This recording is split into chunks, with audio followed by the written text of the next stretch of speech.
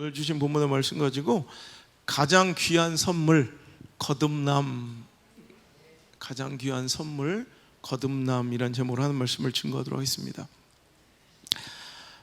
지난 말씀들을 통해서 우리가 대속의 은혜 그리고 체휼의 은혜에 대해서 배웠어요.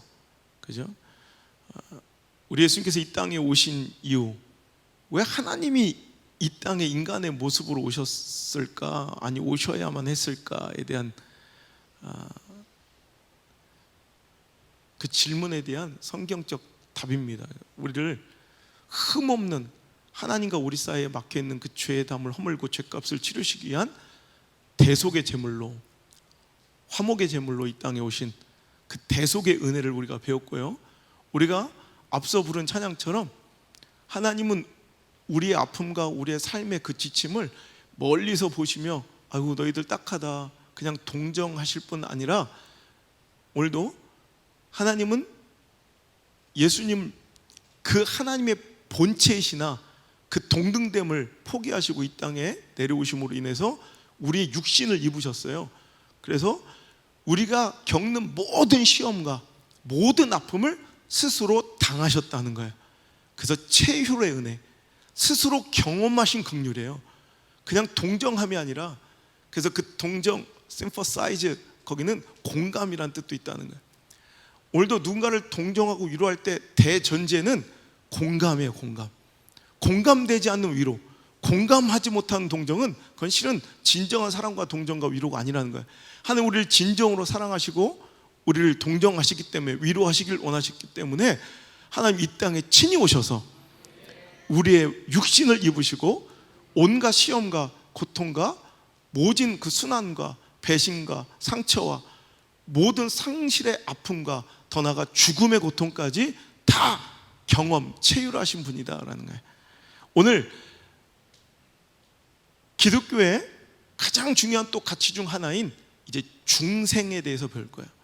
중생, 우리가 중복되다 할 때 중자에다가 생, 날생자, 그래서 거듭남, born again, rebirth, regeneration, 뭐 여러 가지 표현으로 사용되지만 born again, 다시 태어남, 중생. 오늘 니고데모라는 사람이 예수님을 찾아오는 장면으로부터 이 말씀은 시작됩니다. 니고데모에 대한 인물적 배경은요, 성경에서 별로 나오지 않지만 이 한 줄로서 많은 것들이 대변되고 있습니다. 1절 읽어볼게요. 시작. 그런데 바리새인 중에 니고데모라 하는 사람이 있으니 유대인의 지도자라. 여기서 알 수 있는 두 가지 니고데모의 또 인물적 배경은 뭐예요? 첫 번째, 그는 어떤 사람이다? 바리새파 사람이다. 여러분, 바리새인들은요 성경 속에서 굉장히 좀 비관적이고 부정적으로 등장하죠. 그리고 예수님께서 가장 책망하시고 싫어하셨던 종족들이 바로 바리새인이라, 우리는 그 바리새인 자체를, 바리새파 자체를 나쁘게 생각하고 부정적으로 평가하지만 실은 그 시작은 결코 절대로 부정적이거나 나쁘지 않았다는 거예요. 자, 아수르가 또 바벨론이 북이스라엘과 남유다를 침공해서 BC 722년, BC 586년 차례로 하나님의 나라와 민족을 박살내어 무너뜨리고 이제 예루살렘 성전까지 파괴되는, 거기에 기명과 기물들이 우상의 제단으로 가져가 전리품이 되는 치욕을 겪게 됩니다. 왜? 무엇 때문에? 그들이 우상을 숭배하고 시대적 풍조를 쫓아 세상을 사랑하며 하나님을 등지고 배교하고 버렸기 때문에. 그때서야 이제 다시 회복되고 돌아온 이스라엘 백성들 중에서 야, 우리 절대로 이제 이렇게 살아서는 안 되겠다. 우리가 왜 어쩌다 이렇게 되었는가, 이런 영적인 수모와 수치를 왜 우리 민족이 당했는가를 철저하게 깨닫고 이제부터는 우리라도, 아니 우리부터 하나님의 말씀대로만, 하나님의 뜻대로만 살아야겠다라고 결단한 사람들이 바로 바리새인들이에요. 목숨 걸고 우리 하나님 말씀대로 살자, 목숨 걸고 하나님의 말씀처럼만 살자. 그들은 결단하고 그들은 말씀과 율법에 목숨을 건 자들이에요. 그래서 바리새라는 그 뜻은 거룩하다, 구별되다라는 뜻이에요. 그들은 세상과 구별돼서 참으로 진실되게 하나님을 쫓았고요, 말씀을 따라 살아간 사람들이에요. 그러니 딱히 시작은 나쁘지 않았다는 거예요. 하지만 그 열심이 오히려 또 하나의 다른 우상이 되어버린 아이러니예요. 그 열심과 열정이 또 다른 우상이 되어버리고 종교가 되어버린 거예요. 여러분, 그래서 그들의 형식, 외형적 열심과 형식 때문에 종교적 관습에 대한 완전히 올인, 그들의 그 열정 때문에 다른 사람들을 비판하고 정죄하고 이제 그것을 더 오신 예수님보다 더 숭배하는 이 바리새인들이 회칠한 무덤이라 독사의 새끼들이라 오늘도 예수님께 책망받는 자들이 되었다는 거예요. 오늘도 여러분, 니고데모의 모습을 보면서, 우린 바리새인들의 모습을 보면서 우리 또한 우리의 신앙적 관습의 열정과 열심들이, 반복되는 신앙의 능숙함과 종교적 관습의 능숙함이 오늘도 또 다른 우리의 종교되지 않도록, 우상되지 않도록 여러분 점검하실 수 있기를 여러분 축복합니다. 게다가 그는 유대인의 지도자였다. 여러분, 여기선 그냥 대충 존경받는 랍비 중에 선생들 정도가 아니라 이 니고데모라는 사람은 사네드린 공회, 그래서 영어에서는 롤러라고, 지도자, 사네드린 공회 안에서, 여러분 사네드린 공회가 뭔지 알아요? 이스라엘 민족, 유대 민족을 다스리는 71명의 지도자예요. 여러분, 이스라엘 민족 전체를 대표하는 71명. 여러분, 우리나라 국회의원 몇 명이에요? 알리가 마음맞죠. 300명이에요. 도대체 아는 건 뭐예요? 그죠? 그런데 유대인을 대표한 71명의 지도자, 사내들인 공회원 중에 한 사람이 바로 니고데모. 그의 뜻은 정복자라는 이름의 뜻을 갖고 있어서 여러분, 그는 전쟁 영웅의 그런 집안의 후예였을 것이라고 추정되는 인물이에요. 정복자 니고데모. 여러분 보세요. 종교적으로 너무나도 열심 있고 정결하고 거룩하며 인정받는 종교적 지도자였을 뿐만 아니라 시대의 권력을 쥐고 있는 자. 사내들인 공회는요, 모든 입법과 사법권을 함께 갖고 있는, 어찌 보면 이 시대 최고 권력, 유대 민족들의 모든 삶을 주관할 수 있는 최고 권력 중의 권력이 바로 사내들인 공회인데, 이 바리새인 중에 바리새인이었던 이 니고데모가 그 사내들인 공회 안에 바로 지도자 중에 그 한 명 중에 그 일원 중에 한 명이었다는 거. 여러분, 그러니까 오늘 생각해 보면 그 사람이 예수님을 찾아왔다는 건 실로 놀라운 일이에요. 그냥 당연히 예수님 찾아와야지, 그게 아니라 오늘로 따지면 뭘까요? 갑자기 우리 갈망 예배에 국회의원 혹은 국회의장, 하긴 자기들은 안 놀랄 것 같아. 근데 여러분, 누가 갑자기 왔어. 여러분, 굉장히 놀랄 일 아니에요? 그것도 그 사람이 우리 강식, 우리 예배 들어 오신 김기현 우리 옛날 전 시장이나 우리 그런 것 좀 와서 그냥 충분히 다분히 올 수 있는 개연성이 있는 분이면 모르겠는데 전혀 올 것 같지 않은, 그냥 이런 사람 중에 굉장히 높은 지위에 있는 사람이 아마 우리 안에 왔다고 생각해 보세요. 얼마나 놀랄 일이에요. 추석 때 무슨 일이 있었어요? 놀라운 일이죠. 이건 실로 엄청난 사건이에요. 그냥 우리가 지나쳐버릴 그냥 단순한 예수님의 수많은 이런 에피소드, 만난 사람들 중에 하나로 치부할 것이 아니라 굉장히 중요한 일이에요. 자, 오늘 니고데모에 대해서 살펴봤다면 2절, 자, 그가 예수를 만나는 장면 한번 살펴볼게요. 2절 시작. 그가 밤에 예수께 와서 이르되, 자, 종이들, 여기서 오늘 우리가 또 하나 살펴봐야 될 중요한 단서는 밤의 밤. 자, 우리가 많은 이제 선입견이 있는 것이, 자, 밤에 찾아온 니고데모. 니고데모가 어떤 사람인가, 무엇을 상징하는지 알겠죠? 이 시대의 권력, 명예, 지식, 또 존경, 또 여러 가지 열심, 열정, 이런 걸 다 포함하고 내포된 인물이 바로 니고데모예요. 근데 그가 예수님을 찾았어요. 언제? 밤에. 자, 이 밤이라는 설정, 이 배경 때문에 우리는 실로 많은 설교 이렇게 들었어요. 우리 아버지도 이렇게 설교하셨던 것 같고, 상황적 배경으로 설명하고 이해하자면 그는 바리새인의 지도자예요. 또 바리새인들은 예수님을 싫어해요. 그런 그가 예수님을 찾아와야 하는데 사람들의 눈을 의식해서 밤에 찾아올 수밖에 없다는 상황적 해석이 굉장히 우리 안에 지배적이에요. 그런데 또 문화적 해석을 한번 볼까요? 시대적 해석을 볼까요? 당시의 시대적 문화를 이해하면 성경의 말씀에 많은 것들을 이해할 수 있어요. 자, 당시의 문화 중에 유명하고 존경받는 랍비들은, 자, 밤에 그 제자들과 토론하는 문화가 있었대요. 그러니까 어떤 종교적 이런 의문이나 토론의 쟁점을 가지고 밤에 자기가 존경하는 랍비를 찾아가서 토론하는 시대 문화가 있었다는 거예요. 그렇다면 랍비였던 혹은 지도자였던 바리새인이었던 이 니고데모도 자기가 존경하는 선생님이었던 예수님께 나아가 그때 자기의 궁금함과 마음의 헛헛함을 털어놓고 오늘도 배우길 원하지 않았을까, 뭐 이런 해석이 있을 수 있고요. 세 번째, 영적인 해석이에요. 밤, 어둠이에요. 어둠. 자, 우리는 성경을 여러 가지 관점을 해석할 줄 알아야 돼. 밤, 어둠. 왜냐하면 여러분, 요한복음에서 그냥 일관성 있게 쭉 예수님에 대해서 오늘도 설명하려는 가장 핵심적인 포인트가 바로 빛이라는 거예요. 예수님이 빛이시다. 자, 1장으로 한번 넘어가 볼게요. 성경. 자, 요한복음 1장. 우리 1절부터 한번 읽어볼게요. 시작. 태초에 말씀이 계시니라. 이 말씀이 하나님과 함께 계셨으니 이 말씀은 곧 하나님이시라. 그가 태초에 하나님과 함께 계셨고 만물이 그로 말미암아 지은 바 되었으니 지은 것이 하나도 그가 없이는 된 것이 없느니라. 자, 이제부터 시작. 시작. 그 안에 생명이 있었으니 이 생명은 사람들의 빛이라. 빛이 어둠의 빛이 돼 어둠이 깨닫지 못하더라. 하나님께로부터 보내심을 받은 사람이 있으니 그의 이름은 요한이라. 그가 증언하러 왔으니 곧 빛에 대하여 증언하고 모든 사람이 자기로 말미암아 믿게 하려 함이라. 그는 이 빛이 아니요 이 빛에 대하여 증언하러 온 자라. 9절 시작. 참빛 각 사람에게 비추는 빛이 있었나니 그가 세상에 계셨으며 세상 그로 말미암아 지은 바 되었으니 세상이 그를 알지 못하였다. 여러분, 오늘도 11절 자기 땅에 오매 자기 백성 영접지 않았대. 그 빛을. 그러니까 요한이 빛이 아니라는 거예요.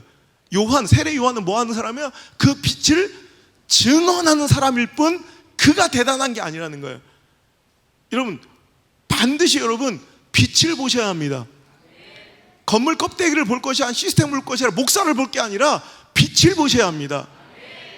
그 세상 잘 나가던 세례 요한도 여러분 그 요한이 죽은 이후에도 계속 요한은 부활했을 것이다. 당시에 얼마나 여러분 인정받고 존경받고 얼마나 거룩해 보이고 신실했던 하나님의 종이었든지 사람은 그의 사후 이에도 몇백 년 동안을 요한의 부활을 믿고 추종하는 세력들과 이단이 있었을 정도로 요한은 굉장히 존경받는 사람이에요. 하지만 여러분 우리가 봐야 될 것은 조용기 목사님이 아니라 오카노 목사님이 아니라 하영조 목사님이 아니라 아운소 목사가 아니라 그분을 통해서 증거되는 빛이십니다.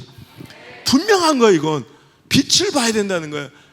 이 시대는 빛을 가리는 자가 돼야 돼요. 여러분 빛을 가리는 자가 되어서 안 돼요. 빛을 보여주는 자가 돼야 되고 빛을 증거한 자가 돼야 되고 여러분들은 그 빛을 바라보는 자가 돼야 돼요. 할렐루야. 그런데 자기 땅에 그 빛이 오셨으면 오늘도 자기 백성들이 자기 땅에 자기 백성들이 그분을 영접지 않아. 12절. 그래서 이 말씀 나오는 거예요. 영접하는 자 곧 그 이름을 믿는 자들에게는 하나님의 자녀가 되는 권세를 주셨다. 자, 빛이신 예수님을 증언하고 있어요. 자, 그렇게 볼 때 오늘 이제 니고데모의 밤, 이 어두움은 단순한 그냥 그의 부끄러움 혹은 그의 대중적 시선의 따가움을 피하는 수가성 여인의 그런 선택과 같은 그런 회피의 선택 정도로만 치부할 것이 아니라 여러분 계속 빛 대신 예수님에 대해서 증언하여 오다가 밤이라는 설정이 나온 거예요. 절대 하나님 말씀과 그 기록에는 하나도 여러분 의미 없는 무의의 것들이 여러분 없음을 믿으시길 바랍니다. 밤에 찾아온. 그러니까 오늘 이거예요. 어둠이 빛을 찾아온 설정이에요. 할렐루야. 그죠?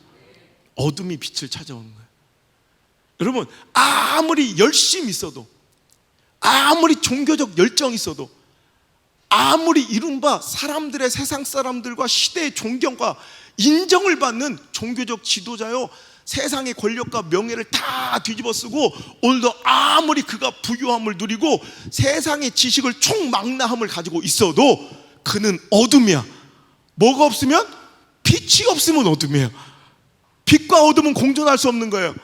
빛이 있는 곳이 여러분 어둠은 없어지는 거고, 빛이 없는 공간이 어둠인 것처럼 그는 아직 어둠의 상태였다는 거예요. 할렐루야. 니고데모는 많은 것을 갖고 있고, 정말 세상 사람들, 아니 저조차도 그런 분이 이 자리에 오면 저도 좀 덜덜 떨고 의식할 것 같아.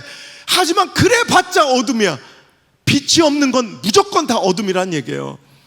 그는 뭔가 많은 것을 이룬 듯하고, 모든 것을 다 아는 듯하고, 많은 것을 받은 듯하고, 모든 것을 소유한 듯하고 누린 듯하지만 그 마음에 해결되지 않는 헛헛함이 있었어요.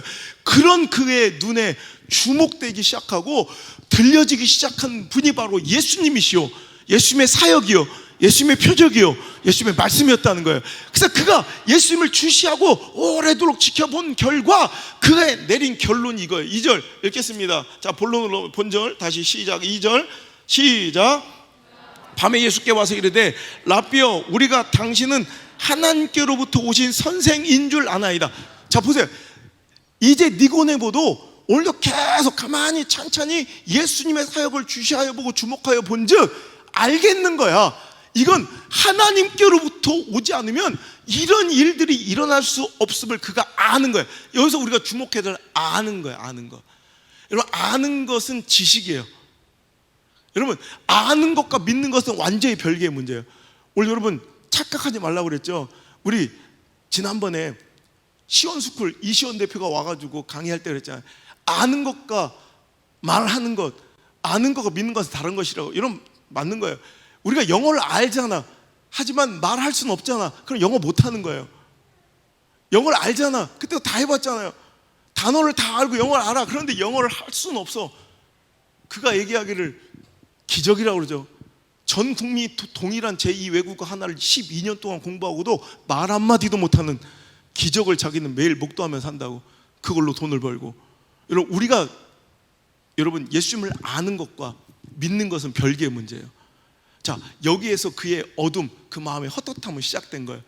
자, 어둠은 빛을 찾아왔어요. 자, 그러자 예수님께서는, 자, 이제 그의 말을 끝까지 읽어볼까요? 시작. 하나님이 함께 하시지 아니하면 당신이 행하신 이 표적을 아무도 할 수 없습니다. 도대체 당신은 누구십니까? 라는 거예요. 분명히 하나님이 보내신 자인 걸 알겠다는 거예요. 알겠다. 그러자 예수님께서 이렇게 대답하신 유명한 장면이에요. 시작. 예수께서 대답하여 이르시되 진실로 사람이 거듭나지 아니하면 하나님 나라를 볼 수 없느니라. 이렇게. 여러분, 뜬금없는 대답을 하세요. 내가 당신 잘 알아요. 어찌 보면 어떤 유력하고 유명한 정치인이나 뭐 권세 잡은 자가, 혹은 어떤 신학교 총장이, 뭐 유명한 뭐 대형교회 목사가 뭐 누굴 찾아와서 내가 당신 잘 알아. 그러세요? 어떻게 저를 아세요? 어디서 보셨는데요? 이런 게 아니라 뜬금없이 갑자기 사람이 거듭나야 하나님 나라 보이지. 그러니까 예수님은 그 마음을 꿰뚫어 보시는 분이에요. 오늘 니고데모 그 어둠이 빛을 찾아온 이유를 다 알고 있는 거예요. 오늘도 답답한 거예요. 종교적 열심을 가지고, 오늘도 열정을 가지고 거룩한 삶을 살고 정말 경건한 삶을 살아. 모든 사람부터 인정받고 뭔가 최고의 지위에도 오르고 뭔가 세상으로부터, 시대로부터 인정받은 것 같은데 자기가 아는 거야. 뭔가 헛헛하고 이상한 거야. 뭔가 깜깜하고 안 보이지? 그래, 맞아. 거듭나야, born again, 거듭나야 하나님 나라가 보이지. 여러분, 그 중간이 다 스킵돼 버리는 거예요. 하나님은 꿰뚫어 보시는 분이라, 예수님은 그 중심을 보시는 분이라 그의 마음의 헛헛함과 그의 질문, 정말 그의 최종의 오늘 종국에, 오늘 이 자리에 찾아온 목적을 아는 거야. 거듭나야 된다는 거야. 그러니까 거듭남에 대한 아직 어둠이었던 그는, 즉 육신 안에만 사는 그는 이 거듭남이 뭔지를 모르는 거야. 그러니까 그가 대답하죠. 4절 시작. 니고데모가 이르되 사람이 늙으면 어떻게 날 수 있사옵냐니까. 두 번째 모태에 들어가. 여러분, 이런 말을 하는 거예요. 그러니까 오늘도 육에 속한 사람은 영의 이야기를 이해하지 못하는 거예요. 그러니까 우리들의 믿음은 세상이 볼 때는, 지지난주에 설교에도 그랬죠. 세상이 볼 때는 어리석고 미련해 보이는 정말 이상한 짓거리예요. 여러분, 육의 생각으로는 영의 생각을, 영의 영계를 이해할 수 없어요. 그러니까 아니 거듭나다니, 번어게인, 어떻게 다시 태어납니까? 이렇게 내가 나이가 먹었는데 다시 엄마의 자궁속으로, 엄마의 뱃속으로 들어갔다 다시 나와야 됩니까? 라고 얘기하자 예수님께서 이렇게 말씀해요. 거듭남에 대해서 설명해 주시는 거예요. 시작. 예수께서 대답하시되 진실로 진실로 내게 이르노니 사람이 물과 성령으로 나지 아니하면 하나님의 나라에 들어갈 수 없다라고 얘기하는 거예요. 자, 거듭나야 하나님 나라를 볼 수 있고, 그 거듭남은 물과 성령으로 거듭나야만 하나님 나라에 들어갈 수 있다. 자, 이것은 어떤 교단, 내 신앙적 어떤 성향, 뭐 내 성격, 취향의 문제가 아니에요. 오늘도 이 말씀을 하실 때마다 예수님께서는 진실로 진실로, 아멘 아멘, 진실로 진실로, 아멘 아멘. 여러분, 하나님께서 정말로, 예수님께서 정말 중요한 말씀 하실 때마다 아멘 아멘. 여러분, 오늘도 진실로 진실로 반복해서 말씀하시는 거예요. 오늘도 거듭남, 그 거듭남이 어떻게 이루어집니까? 물과 성령으로만 거듭나야 우린 천국 갈 수 있다. 여러분, 종교적 열심이 아니라, 여러분 종교적 지식이 아니라, 내 행위의 거룩함과 경건함이 아니라 오늘도 거듭나야, born again, 다시 태어나야.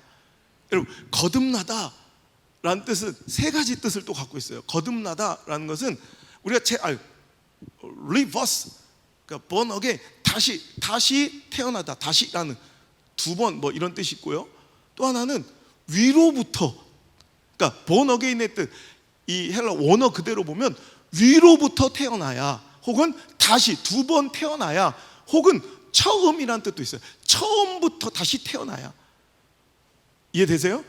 자, 거듭남이라는 이 뜻에는 세 가지, 위로부터, 혹은 다시, 혹은 처음이라는 뜻이 있어요.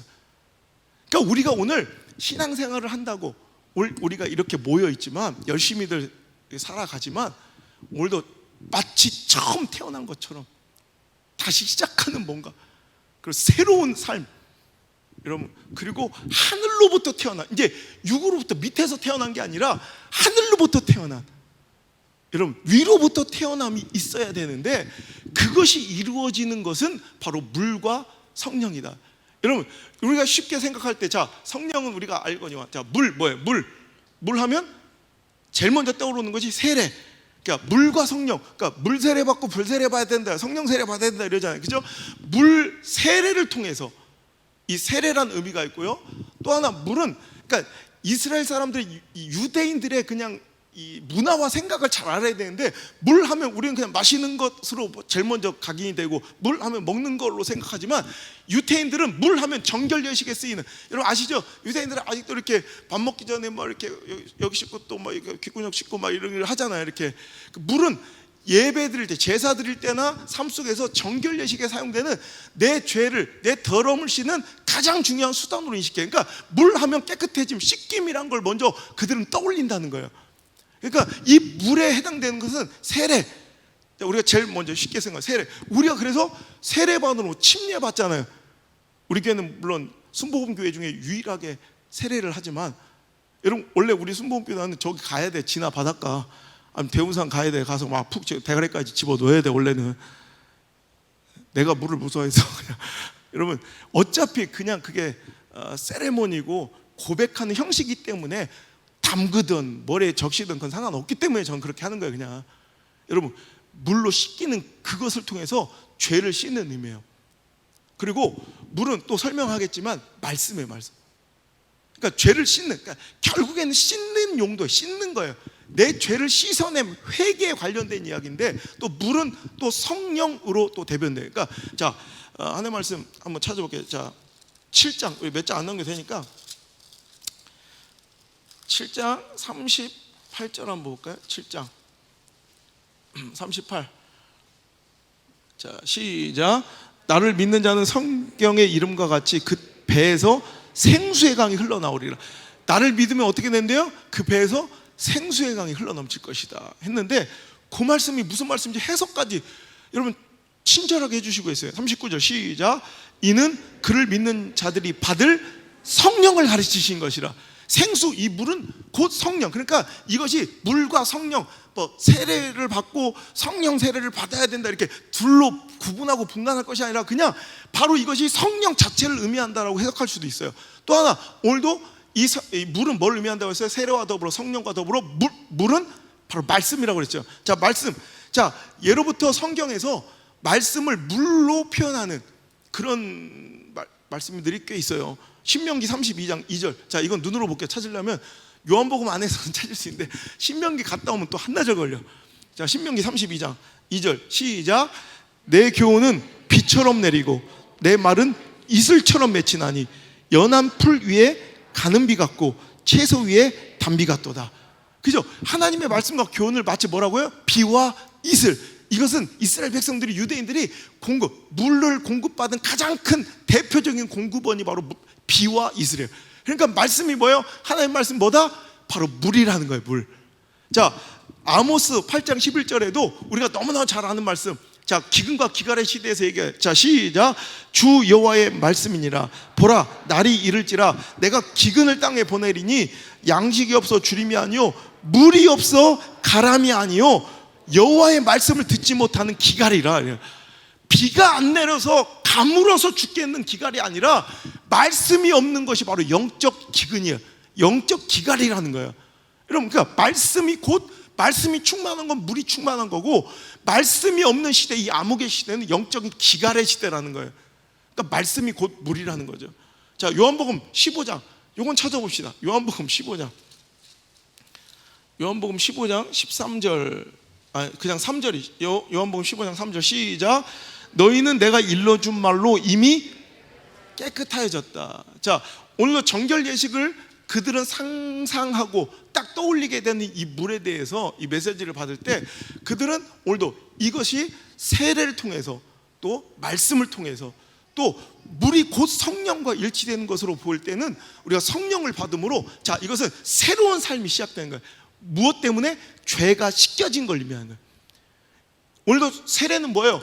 내가 예수 그리스도를 믿음으로 이제 죄악된, 이제 죄와 사망과 어둠 속에서 살던 내가 이제는 세례 의식을 통해 예수를 믿고 깨끗하고 정결하게 됐음을 세상에 선포한 고백의 의식이에요. 제가 세례식 거행할 때마다, 여러분, 개척 때부터 지금 17년, 18년 동안 계속 하는 얘기가, 이 세례는 결혼식과 같다는 거예요. 결혼식을 치렀다고 곧 다 정상적인 부부는 아니고, 결혼식을 치르지 않았다고 또한 부부가 아닐 수도 없는 거예요. 하지만 우리가 거룩하고 자랑스럽게 세상 속에 이 사람이 내 사람이야, 이 사람이 내 여자야, 이 사람이 내 남자야 라고 선포할 수 있는 그 거룩한 예식을 누구도 소홀히 여기거나 값없이 여기지 않는다는 거죠. 무슨 얘기인지 아시겠죠? 그러니까 세례는 오늘도 내가 예수 그리스도를 믿음으로 인하여 나는 이제 죄의 자녀가 아니라는 거예요.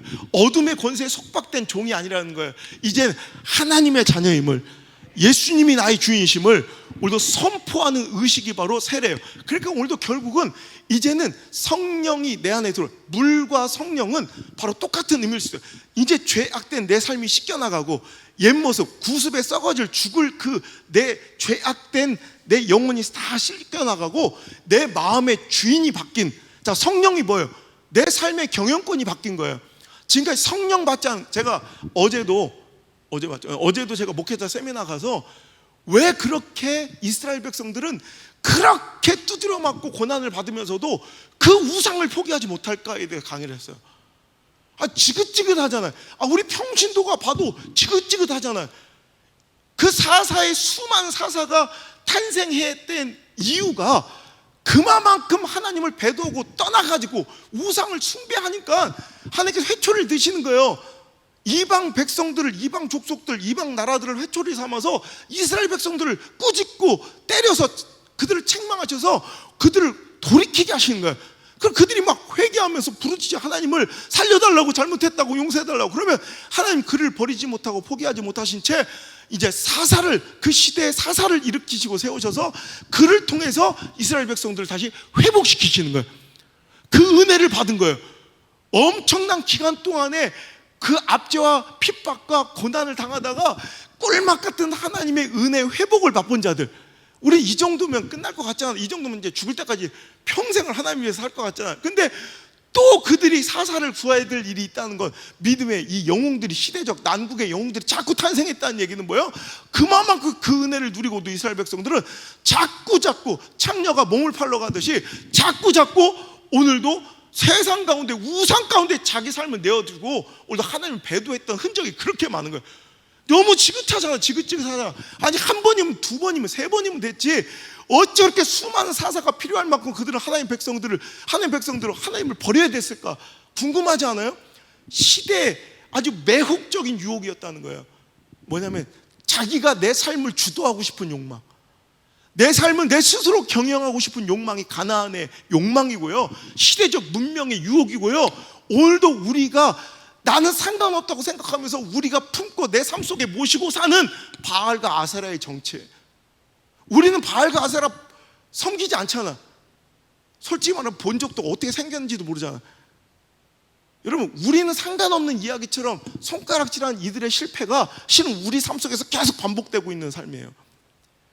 광야의 40년 동안 아무런 계획도, 자기 스스로 주체적이고 주도적인 삶도, 능동적인 삶도 한 번도 여러분 맛보지 못한 그들은 전적으로 누구의? 하나님께만 이끌려가는 삶이에요. 그냥 갑자기 구름기둥 옮겨지면 밥 먹다가도 옮겨가야 돼. 야, 일주일 동안 너무 빡세게 걸었다, 이제 한 3일쯤은 푹 쉬자 했는데 갑자기 느닷없이 한밤중에 불기둥이 움직이면 그냥 텐트 걷고 따라가야 돼. 여러분, 그들은 뭔가 계획하고 경영하고 저장하고 저축하는 게 아니라 아침에 하나님이 내려주신 그 은혜의 만나만 먹고 하루하루 사는 거야. 여러분, 이것이 제가 늘 얘기하지만 하나님에는 확실한 신뢰가 있는 사람은 이것보다 재밌는 삶이 없어요. 이것보다 행복한 삶이 없어요. 이것보다 흥미로운 삶이 없어요. 우리 안나가 아빠를 쫓아다닐 때 전혀 두려워하거나 불안하거나 뭔가 지가 스스로 계획하거나 자기 삶을 주도하거나 여행을 경영하지 않아요. 왜? 확신이 있으니까. 아빠만 쫓아다니면 미국 집회를 가든 어느 집회를 가든 뉴욕에 가든 버스턴에 가든 호주에 가든 아빠만 쫓아다니면 최고의 것들이 항상 준비되어 있다는 걸 지가 알기 때문에 걱정도 없고 근심도 없고 불안도 없고 스스로 계획하거나 막 경영하거나 뭐 돈을 바꾸는 적도 한 번도 없어. 저기 집에는 아무것도 안 해. 여러분, 왜 그런지 알아요? 확신이 있으면 그만큼 재밌는 거야. 아빠의 여행이. 이스라엘 백성들은 불안한 거야, 두려운 거야. 그래서 만나도 한 이틀째 꼽을 찾다 썩는 것도 경험하고 계속 하나님과의 사이에서 불신이 있는 거야. 그러면 내일 일은 난 몰라요. 이 삶이 너무너무 두렵고 불안한 거예요. 지옥과 같은 거예요. 너무 힘드니까. 그런데 가나안에 딱 들어가 봤더니 신세계가 펼쳐져. 당시의 4차 산업혁명처럼 최고의 여러분 기술력, 테크놀로지는 바로 농업이에요. 농업. 지금은 농부하면 별거 아닌 것 같지만 당시엔 농업은 최고의 기술. 스스로 뭔가를 자족하고 스스로 뭔가를 생산하고 이제 그것을 저축하고 저장하며 자기의 삶을 스스로 계획하고 경영할 줄 아는 가나안 사람들이 너무나도 매력적이게 보인 거예요. 그러니 그들은 그 매력적인 풍요와 자기 경영을 주도하게 만들어주는, 가능케 해준다고 생각된 그들의 신앙의 대상 바알과 아세라가 그렇게 떠나보낼 수, 포기할 수 없는 매력적인 존재였다는 거죠. 자, 그렇다면 오늘 우리는, 목사는, 교회는 바알과 아세라를 숭배하지 않고 있는가? 뭔가 내가 확실하게 계획하고 우리 교회를 경영해야 된다고 생각하고 있지 않는가? 내 삶을 내가 스스로 주도하고 주체적으로 능동적으로 이끌어가지 가면 안 될 것 같은 그런 두려움과 조급함은 없는가? 그래서 모든 것, 많은 것을 여러분 그 필요 이상으로 많은 것들을 여러분 욕심내고 탐하고 여러분 저장하고 있지는 않는가라는 거예요. 하나님만 확실히 믿으면, 먼저 그의 나라와 의만 구하면 이방인들이 구하는 그런 것들을, 가나안 사람들이 구하는 것들을 우리는 그런 노력과 능동적인 행위들을 하지 않아도 돼요. 하늘에 계신 우리 아버지가 너희가 무엇이 필요한지를 다 아시기 때문에, 그러니까 그분은 너는 그냥 나만 생각해. 그래. 먼저 그의 나라와 그의 의를 구하라. 그냥 나만 생각해, 나만 의지해, 나만 사랑해.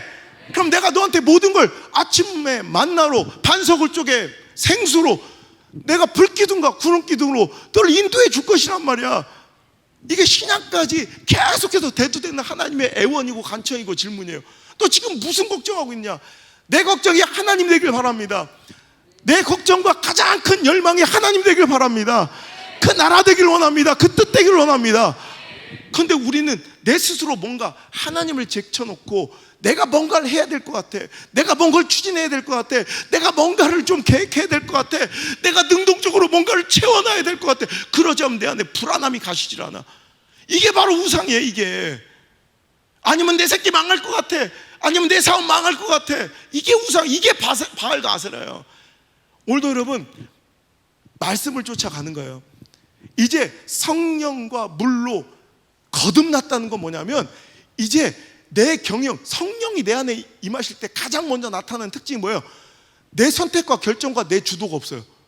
여러분, 성경 안에 성령 받은 사람 보세요.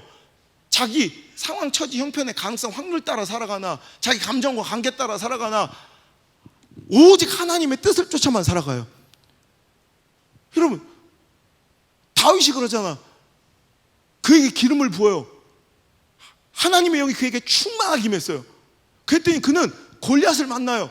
어떻게 해요? 상황을 보니까 안 될 것 같아. 가능성 봐도 안 될 것 같아. 확률을 봐도 안 될 것 같아. 내 처지를 봐도 안 돼. 내 꼬라지를 봐도, 형편을 봐도, 수많은 사람들의 평가도, 기대도 안 돼. 이거 안 돼, 안 돼, 안 돼.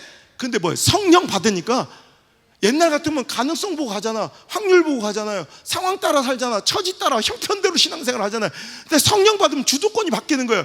아무리 멀어도, 아무리 커도, 아무리 힘들어도, 아무리 가능성이 희박해도, 아무리 처지가 곤란해도, 아무리 형편이 열악해도 상관없는 거야.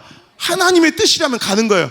사도 바울에게 성령이 크게 임했더니 오늘도 어떤 일이 벌어져요? 나는 분명히 아시아로 가라는 내 주도적 계획이 있었어요. 이거는 도둑질하고 뭐 다른 일이라 사업하러 가려는 것이 아니라 하나님 말씀과 복음 전하러 아시아로 가려는 내 계획, 선교적 계획, 하나님의 일을 하려는 사역의 계획이에요. 여러분, 하나님의 일만 열심히 하고 있다고 되는 게 아니에요. 성령의 주도하심과 이끄심대로 하셔야 되는 거예요. 저 또한 마찬가지고 여러분도 마찬가지예요. 성령의 주도하심과 성령의 이끄심대로 살아야지 그게 진짜라는 거예요. 아시아 가서 열심히 복음 전하고 선교하고 교회를 아마 100개를 개척해도 안 돼. 예수의 영이, 성령이 그를 이끌어 마케도니아로 가라 하는 거예요. 유럽으로 가라 하는 거예요. 그러니까 그는 자기 주도권과 경영이 없어요. 이거는 선과 악의 문제가 아니에요. 아시아 가는 건 도둑질이고, 또 이 마케도니아 이 유럽 쪽으로 가는 건 선이 아니라는 거죠. 하나님의 뜻이 어디 있느냐는 거예요. 옛날 같으면 내가 원하던 거, 내가 계획해도 뭐 여러 가지 근거로 아시아로 가려고 했을 거 아니에요. 성경에 자세히 기록되지 않지만 일고의 가치가 없으니까 그냥 그런 거 쓰지도 않는 거예요. 나는 어찌됐든 뭐 여러 가지 형편, 상황, 처지, 뭐 가능성, 확률 뭐 다 따져가지고 아시아야, 결론은. 그런데 성령이 그에게 지배하시더니, 성령이 그에게 임하시니까 그는 마게도냐로 가요. 자, 사도행전 20장에도 오늘도 에베소에서 좋은 시절을 보내며 큰 부흥도 이루고 있어요. 그리고 그 관계가 너무너무 돈독하고 사랑이 넘쳐났어요. 그런데 성령이 그를 예루살렘으로 이끄시는데, 거기 가면 성령이 그에게 일러주시기를, 거기 가면 고난과 핍박과 결박과 환난이 있을 걸 알려줘요. 우리는 모르면 몰랐지 알고야 가겠습니까? 깜빡 속아서 모르고 갈 수는 있죠. 고난이 기다리는 곳, 환난이 기다리는 곳, 결박이 기다리는 곳 모르면 갈 수 있죠. 근데 거기 가면 손해가 있을 거예요. 거기 가면 핍박이 있을 수도 있어요. 거기 가면 결박이 여러분 있을 수도 있어요. 그럼 가야 안 가요, 여러분? 가야 안 가요? 오이씨, 큰일 날 뻔했네. 갈 뻔했네 이러잖아. 그런데 가야 되죠. 물론 여러분, 손해볼 때 찾아가라는 게 아니라 예수님의 뜻이라면, 그게 하나님의 뜻이라면 우린 간다는 거예요. 왜? 성령 받은 자의 특징이에요. 자기 경영권을 하나님께 이양해 드리는 거. 아니, 이양해 드릴 것도 없이 내 삶을 장악하고 내 삶을 차지하신 분이 하나님이시니까 난 언제부터 하나님의 뜻대로, 하나님의 생각대로 살아가는 거. 그러니까 오늘 거듭남은 뭐냐면 이런 증거가 있는 거예요. 이제 내 마음의 주인이 바뀌어서 새로운 삶이 시작되는 거예요.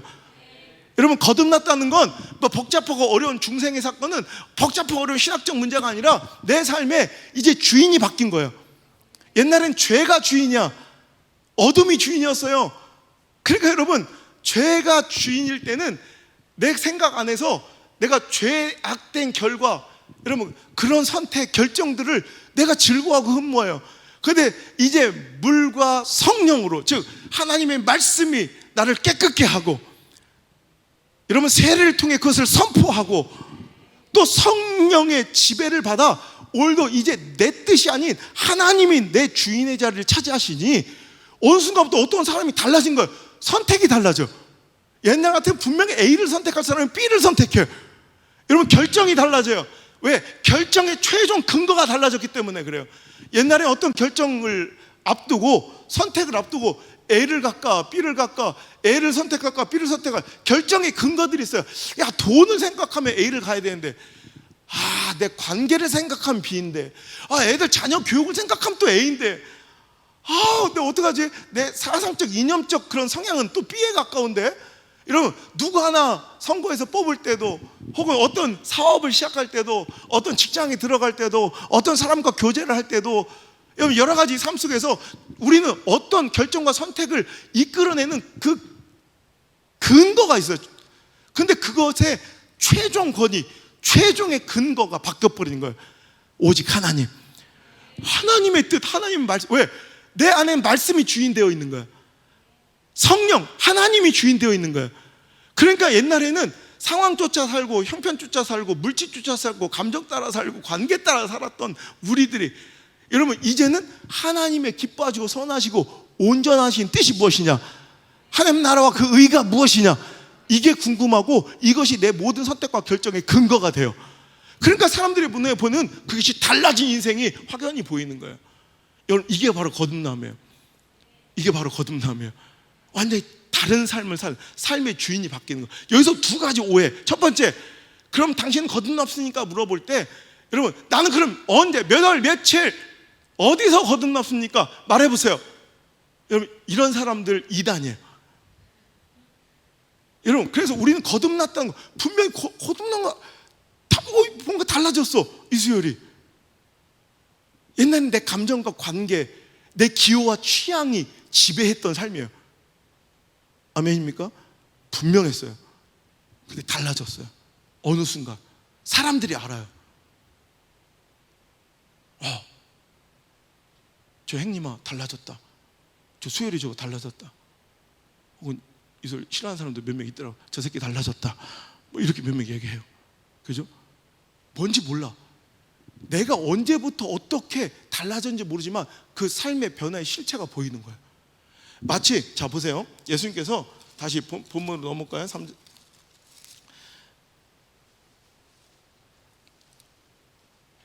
자, 8절 한번 읽어볼게요. 8절 시작.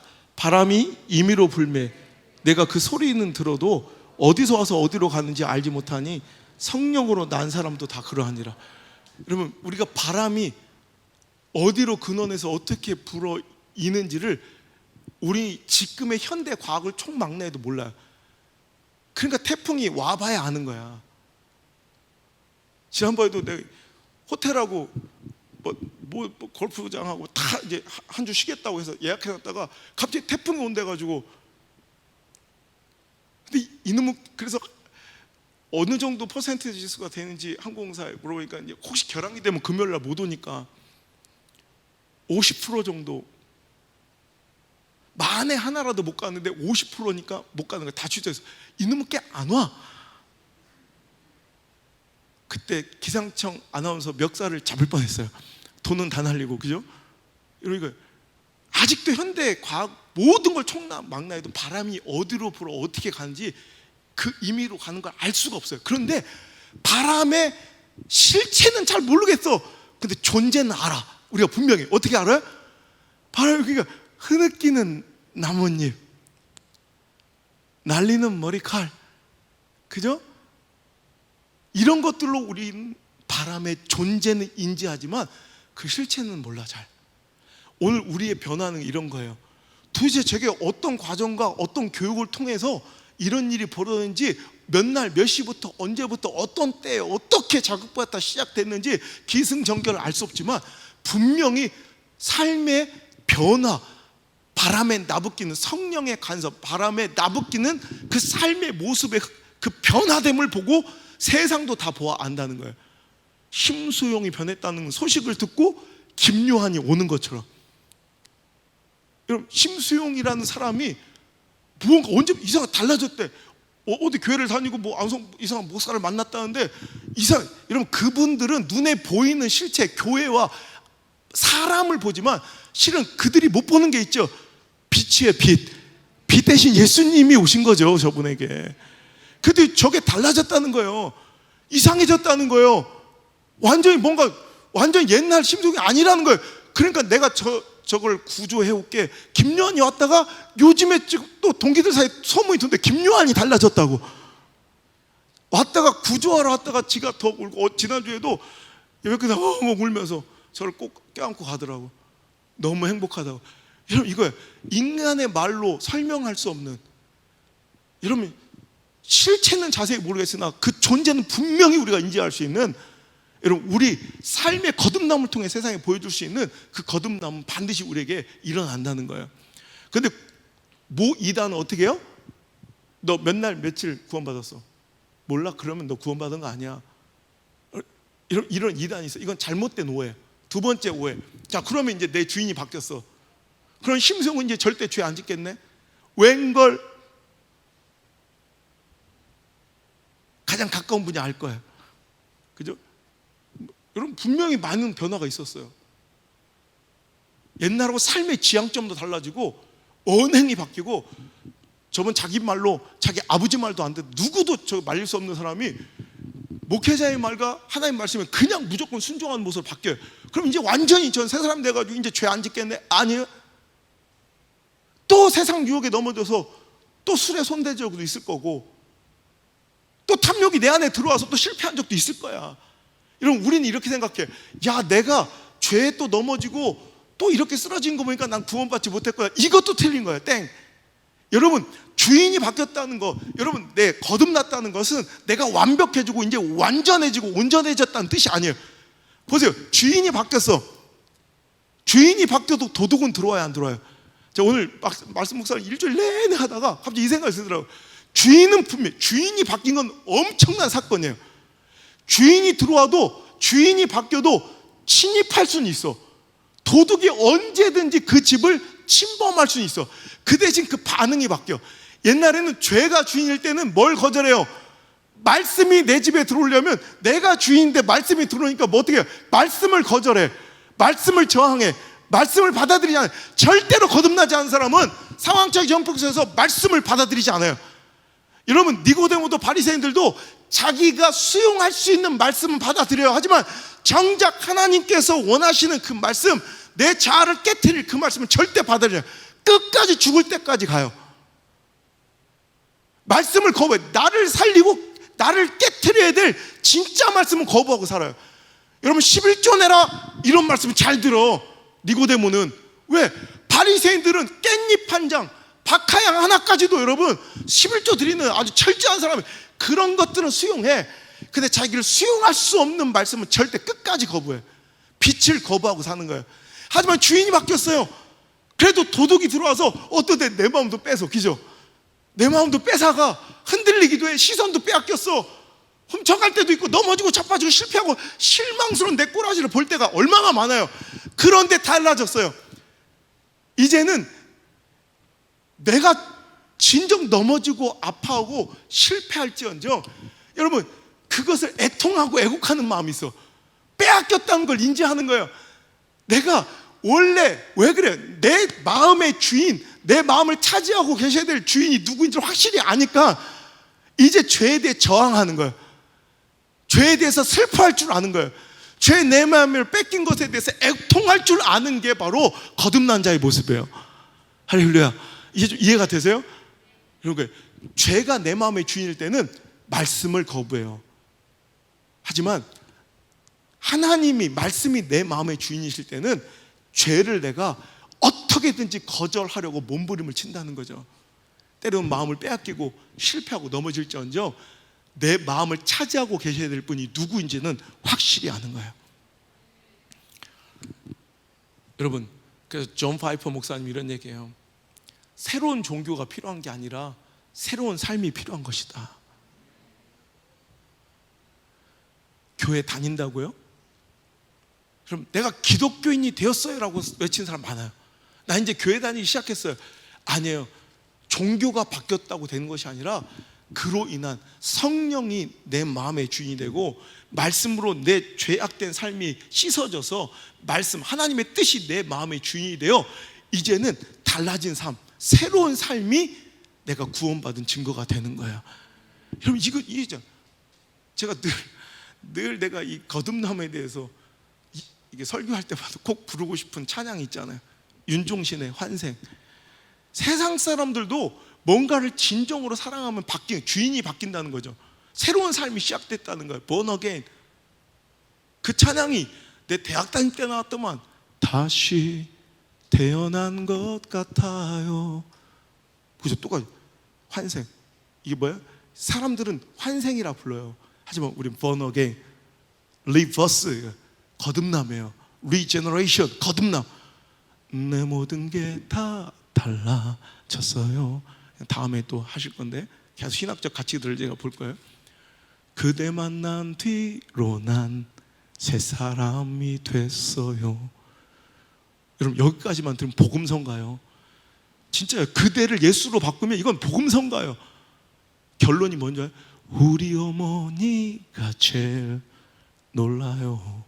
그 삶의 새로운 삶을 내가 주장하는 게 아니라 이미 바람이 불어 가지가 흔들리는 것을 보며 우리가 바람의 존재를 인정하는 것처럼 세상 사람들이 볼 때 나의 달라진 새로운 삶을 인지하게 된다는 거예요. 그런 모습들이 이렇게 나타나요. 표현돼요. 우선 아침 일찍 깨어나 그대가 권해 주었던 노래 틀죠. 뭔지 잘 몰라도 난 그 노래가 좋아요. 제목도 외기 힘든 그 노래. 이거 보세요. 그분이 권해주고 그분이 하시는 말씀이 내 삶의 지표가 되는 거예요. 아침에 일찍 일어나면 아직은 내가 예수 그리스도를 믿음으로 막 이제 거듭나고 막 변화가 되었는데도 아직은 내가 그분에 다 자세히 알지도 못해. 근데 그냥 그분의 말씀이라면, 그분의 간청이라면, 그분의 요구라면 다 수용하고 싶은 마음. 그래서 원래는 그놈은 클래식도 안 좋아해요. 그놈은 그 노래 제목도 잘 외우기 힘들어. 근데 그냥 그 노래가 좋아지기 시작하는 거예요. 왜? 내 삶의 기준이 달라진 거예요. 누구로? 그녀로. 여러분 내 삶의 사랑에 대해서 내 마음의 주인이, 그 여인이 내 마음을 확 차지해 주인이 돼버리니까 내 모든 삶의 기호와 취향이 싹 다 바뀌어. 왜? 주인이 지금 동양마트가 그렇잖아. 내가 어제 봤네. 동양이 아니라 자이마트 나 계속 설교할 때 전국 돌아다니면 동양마트 설교를 하고 다니는데 동양마트가 없어진 거야. 아니죠. 없어진 게 아니라 변한 거죠. 주인이 바뀌었어. 그러니까 경영 방침이 달라지고 자이마트로 바뀐 거예요. 똑같은 건물이야. 그런데 동양마트가 아니야. 자이마트적 경영, 자이마트적 마케팅, 자이마트적 홍보가 있을 거예요. 분명 안 들어가 봤지만. 내가 좋아하는 떡볶이집은 아직도 건강하신가 모르겠어. 있어요 아직도? 그럼 됐어요. 여러분 하여튼 그 안에 주인이 바뀌어버리면 가치관이 달라져요. 성향이 달라져요. 여러분 모든 자기가 지향하는 바, 그 추구하는 바가 달라져요. 사람들이 놀라는 거예요. 여러분 할 때도 안 된 샤워를 하며 그 노래를 즐겨 듣죠. 늘 이렇다. 매일 아침이 이렇게 늘 힘겨웠던 나의 이 하루 아침이 이렇게 즐거울 수 있나요? 오 놀라워라. 아시죠? 여러분 이 찬양이 우리한테 나와야 돼. 예수님 만나니까 내 삶이 달라져. 패턴이 달라져. 오 놀라워라. 그러면서 한 고백이 뭐예요? 매일 이렇다 하면 모진 이 세상도 참 살아갈 만 거예요. 이렇게 맞춰요. 아멘 하고. 근데 그렇지 않죠. 세상의 유행가와 찬송이 다른 게 이거야. 여기서 내가 발견한 거야.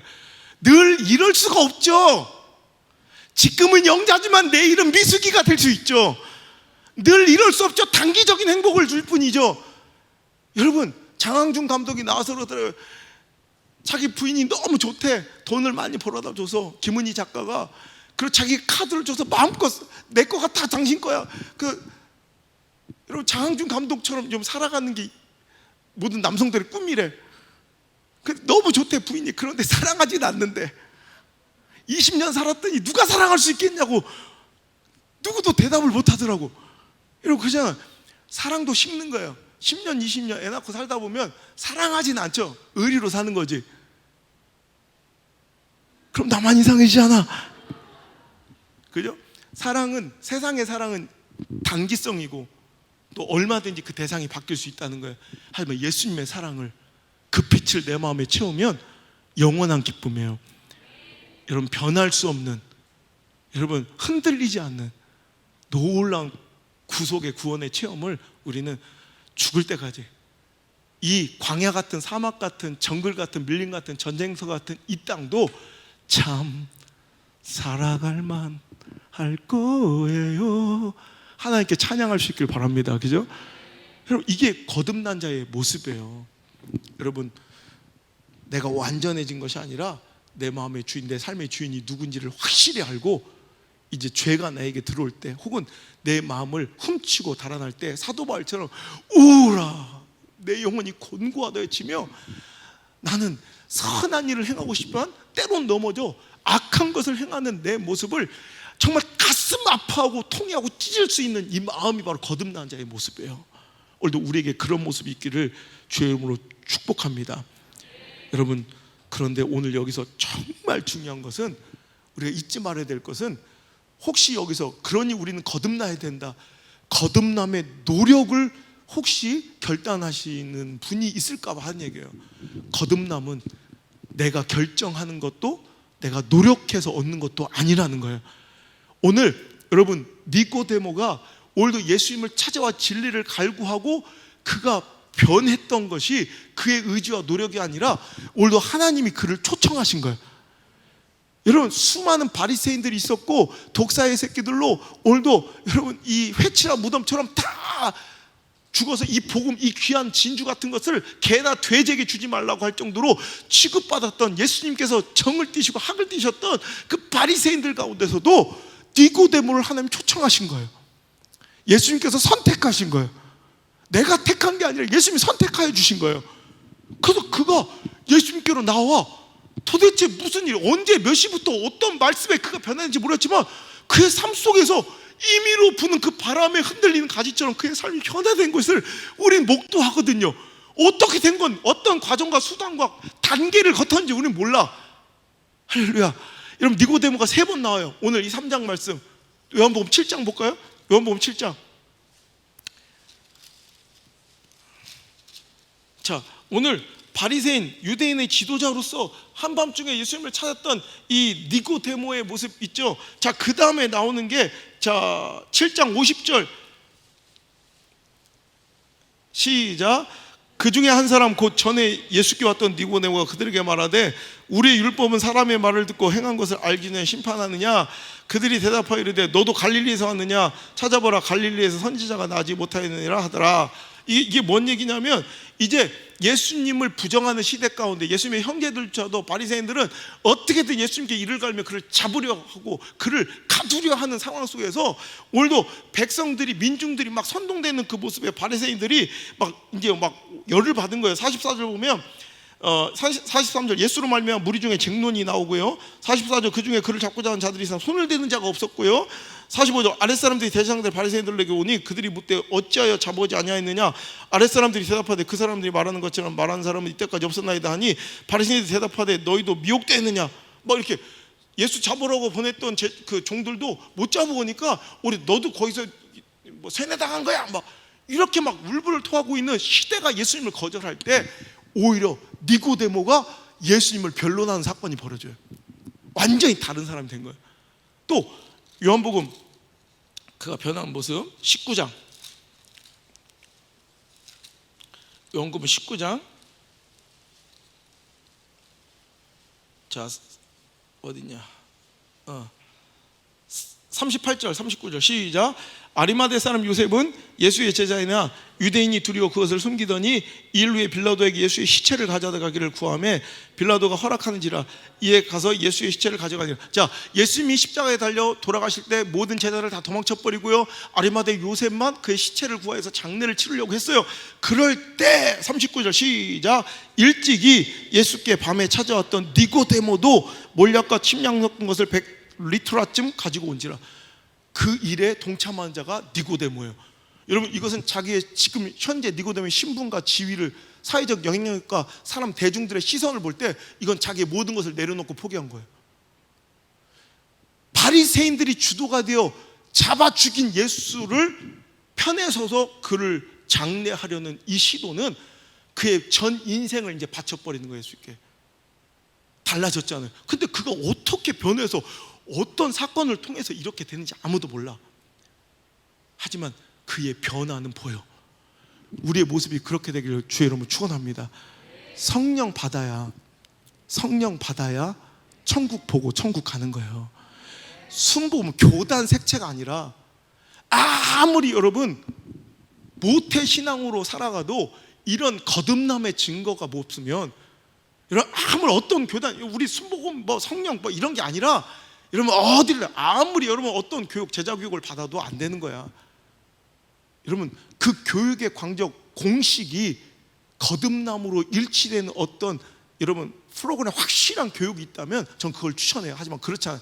바람이 임의로 부는 것처럼 여러분 성령의 역사, 하나님이 전적으로, 하나님이 전권적, 하나님의 주권이에요. 하나님 붙드셔서 우리 믿음을 고백을 통해 원래 하나님 우리를 새로운 삶으로 초청해 주시고, 니고데모처럼 완전히 다른 삶으로, 여러분 세상이 달라진 것 같은, 여자 하나 사랑했더니 세상이 달라지는 윤종신의 고백처럼 우리는 하나님을, 예수님을 믿고 따르고 사랑하고 나의 구주로 고백하니, 여러분 마치 예수님께서 어떻게 성령을 받느냐, 내가 모세가 장대에 높이 들은 노뱀처럼 나도 십자가에 달려 죽어 내가 높이 들려야 될 것을 얘기하고, 이것을 믿는 자가 바로 성령을 받게 될 것이고, 여러분 그것이 바로 진정한 믿음의 여러분 결국이며 우리의 삶의 그 거듭남의 증거와 삶의 새로운 삶의 시작이 될 것이라는 거예요. 그리고 여러분 뭐 아무리 몇 년을 믿었던, 내가 원래 뭐 성격이 그래요, 그래서 잘 표현하지 못해요, 혹은 내가 모태신앙이라, 원래 우리 모태신앙들은 원래 그냥 잔잔하지, 이런 어떤 그런 뭐 편집점이나 전환점이 잘 없어요, 혹은 우리 교단은, 우리 교회는 좀 조용하고 뭐 이런, 여러분 이런 거 다 틀렸어요. 성령이 임하시면 여러분 교단, 뭐 신앙의 연조, 여러분 뭐 내 성격, 성향 이런 거 다 필요 없어요. 반드시 보여요.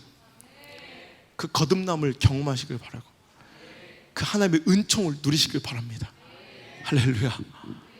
얼마나 감사해요. 하나님은 왜 우리에게, 그래서 여러분 우리가 탄생할 때 뭐라고 그래요? give birth라고, give birth. 여러분 출생을 give birth라고 해요. 이것은 내가 노력해서 나온 게 아니잖아. 그냥 탄생된 거야. 선물 받은 거야, 생을. 그것처럼 born again, 영적인 거듭남도 그냥 하나님께 전적으로 받은 은혜입니다. 내 의지, 노력이 아니라. 그래서 믿음으로 수용하고 누리는 자, 여러분 증거하는 자, 증언하는 자 되시길 주님을 축복합니다. 그것이 바로 여러분, 그런 사람들은 이제 내 삶의 주인이 누군지를 확실히 알고 빛 가운데, 진리 가운데 오기를 기뻐해요. 여러분 3장 18절 다시 한번 볼까요? 3장 18절. 아까 주인이 바뀐 자의 모습은 완벽함이 아니라고 그랬죠. 3장 18절부터 시작. 그를 믿는 자는 심판을 받지 아니하는 것이요, 믿지 아니하는 자는 하나님의 독생자 이름을 믿지 아니함으로 벌써 심판을 받았대. 자, 여기서 중요해요. 하나님 예수님 믿지 않는 사람들은 심판 이미 받았대. 그 심판이 뭔지 알아요? 그 심판 몇 년형을 받았는지, 심판 19절 시작. 그 정죄, 즉 그 심판의 그 형량은 이런 거라는 거예요. 이것이니 시작. 곧 빛이 세상에 왔으되 사람들이 자기 행위가 악함으로 빛보다 어둠을 더 사랑하는 것이니라. 악을 행하는 자마다 빛을 미워하여 빛으로 오지 아니하니 이는 그 행위가 드러날까 하며, 진리를 따르는 자는 빛으로 오나니 이는 그 행위가 하나님 안에 생한 것임을 나타내려 함이니라 하시니라. 아멘. 여러분, 니고데모처럼 빛으로 나와야 합니다. 말씀, 진리 되신 예수님께 나와야 거듭난 사람입니다. 종교적 열심이나 능숙함, 또 외적 경건함과 거룩함, 사회적 부와 명예, 권력, 지식이 아무리 있어도 빛이 없으면 어둠입니다. 빛 안에 거하는 자 되시기를 주님으로 축복합니다. 하나님께서 여러분을 빛으로 초청하시고 거듭남으로 초대하시고 born again, 거듭남의 은혜를 주심을 축하드립니다. 하나님은 왜 굳이 나 같은 것을 택하여, 여러분을 택하여 그 은혜를 주셨을까요? 왜 거듭남 우리에게 주시고자 할까요? 여러분, 우리가 너무나, 지금 우리 본문이 몇 절이에요? 요한복음 3장. 요한복음 3장 하면 자동으로 튀어나오는 말씀 뭐예요? 3장 16절. 이 3장 16절에 가려 이 말씀이 나오게 된 배경이 많이 감춰진 말씀이 오늘 이 말씀이에요. 실은 이 말씀이 나오게 된 배경이 바로 이 사건, 거듭남의 이야기를 하시면서 하나님이 세상을 이처럼 사랑하사 누구 독생자를 주셨으니 이는 그를 믿는 자마다 멸망하지 않고 영생을 얻게 하려 하심이라. 아멘. 이 은혜를 누리시고 계십니까? 그래서 여러분, 하나님께서 여러분을 선택하신 줄 믿습니까? 그 거듭남의 은혜를 마음껏 누리시며 내 안에 주인이 누구신지를 오늘도 확인하셨다면, 오늘도 이제 죄와 오늘도 사망이, 또 어둠과 두려움이 나를 엄습할 때 내 주인이 누군가를 선포하고 내 마음을 빼앗기거나 내 마음이 흔들리지 않도록 오늘도 끝까지 오늘도 내 주인을 믿고 부르짖으며 내 주인을 내 마음의 중심에 모시는 거룩한 축복이 일어나기를 예수 그리스도 그 소망의 이름으로 간절히 축원합니다. 찬양합시다.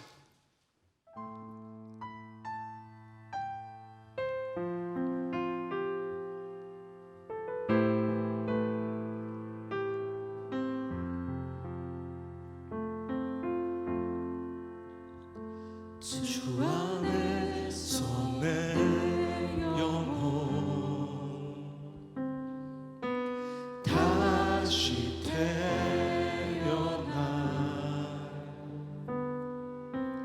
이전 것은 지나고 새롭게 됐네. 죄로 물든 내 모습 수와 함께 죽고 부활 생명 내 안에 새로운 삶이 열렸네.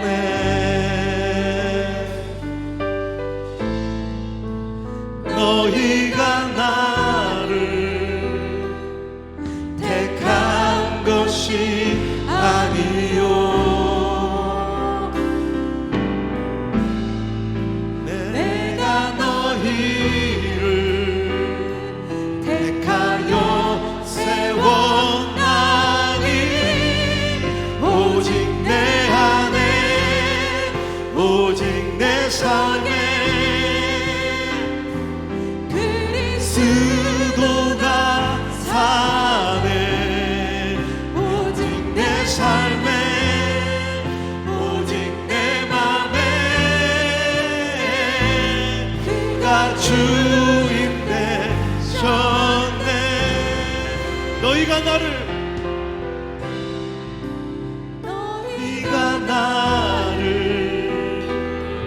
택한 것이 아니요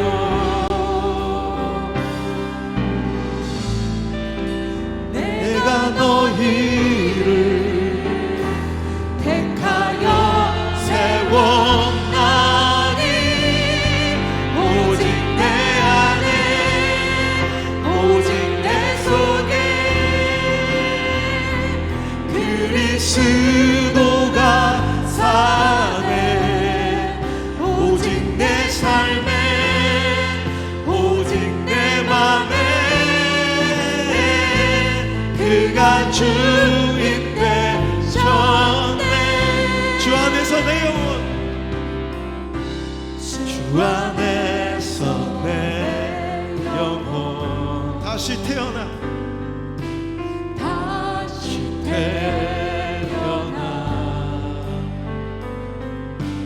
이전 것은 지나고 새롭게 됐네. 죄로 물든 내 모습 예수와 함께 죽고 부활 생명 내 안에 새로운 삶이 열렸네. 축하드립니다. 너희가 나를 택한 것이 아니요 내가 너희를 택하여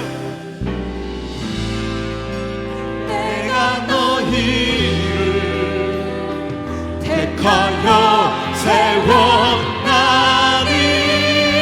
오직 내 안에 오직 내 속에 그리스도가 사네. 오직 내 삶에 오직 내 맘에 그가 주인데 내 생명 그 안에 그의 생명 내 안에 나의 삶이 이전과 같을 수 없네. 내 생명 그 안에 그의 생명 내 안에 나의 삶이 이전과 같을 수 다시 한번 내 생명 오직 그 안에 그의 생명 내 안에 나의 삶이 이전과 같을 수 없네. 오직 내 속에 그리스도가 사네. 오직 내 삶에 오직 내 맘에 그가 주인네. 오직 내 안에 오직 내 안에 오직 내 속에 그리스도가 사네. 오직 내 삶에 오직 내 맘에 그가 주인데 오직 내 안에 오직 내 안에 오직 내 속에 그리스도가 사네. 오직 내 삶에 오직 내 맘에 그가 주인데 다시 한번 고백합니다. 주 안에서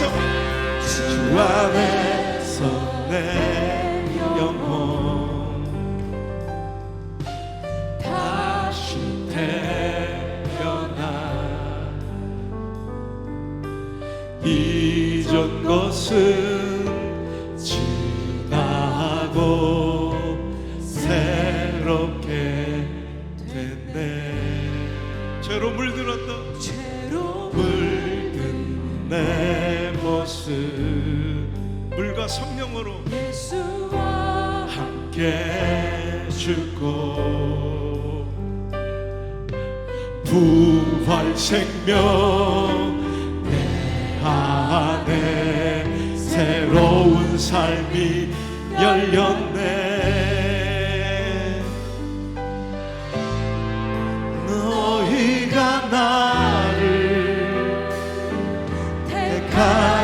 것이 아니요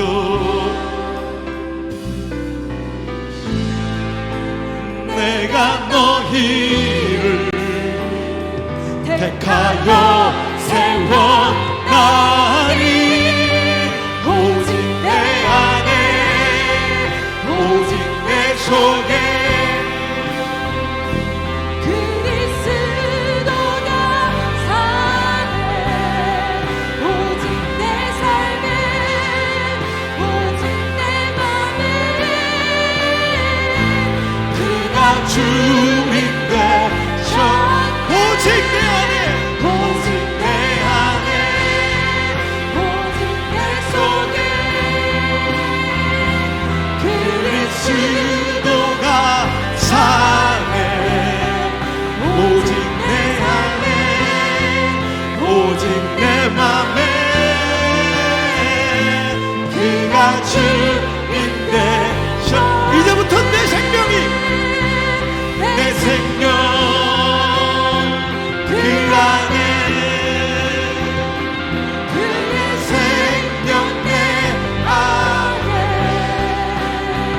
나의 삶이 이전과 같을 수 없네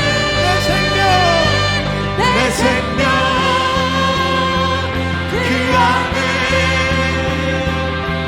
그의 생명 내 안에 나의 삶이 이전과 같을 수 없네 오직 내 안에 오직 내 속에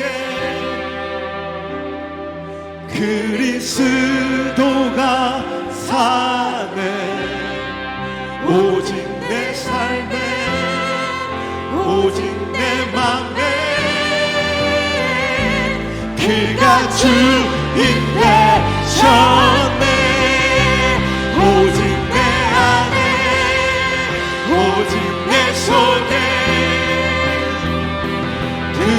그리스도가 사네 오직 내 삶에 오직 내 맘에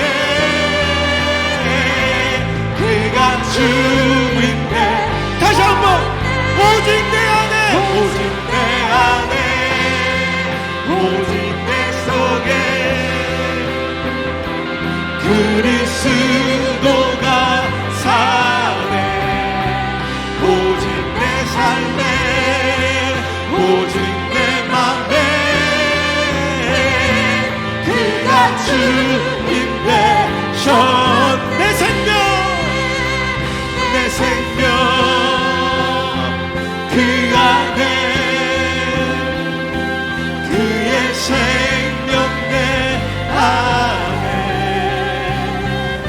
나의 삶이 이전과 같을 수 없네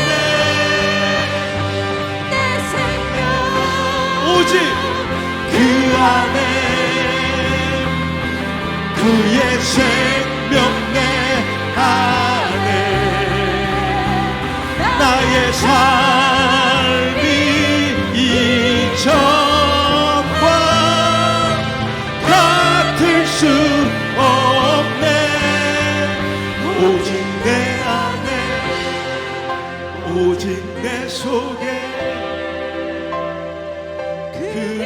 그리스도가 사네 오직 내 삶에 오직 내 맘에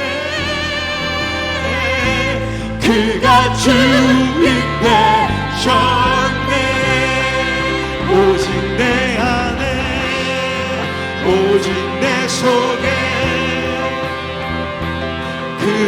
그리스도가 사네 오직 내 삶에 오직 내 맘에 그가 주인데 다시 한 번만 더 간절하게 오직 내 안에 오직 내 속에 그리스도가 사네 오직 내 삶에 오직 내 맘에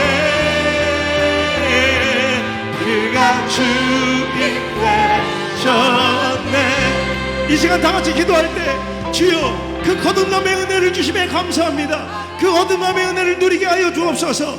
아직도 그 거듭남을 경험하지 못한 자들이 있다면 주여 오늘도 아버지 하나님의 은혜를 간청합니다. 말씀과 물과 성령으로 우리 시간 우리의 죄를 맑게 씻겨주시고 거듭나 아버지 하나님을 주인으로 내 삶에 모시는 거룩한 영적 변화가 새로운 삶이 시작되게 도와주시옵소서. 주님의 이름을 간절히 외쳐 부르며 그 은혜를 주신 하나님께 그 은혜를 주실 하나님께 간절히 기도합시다. 주여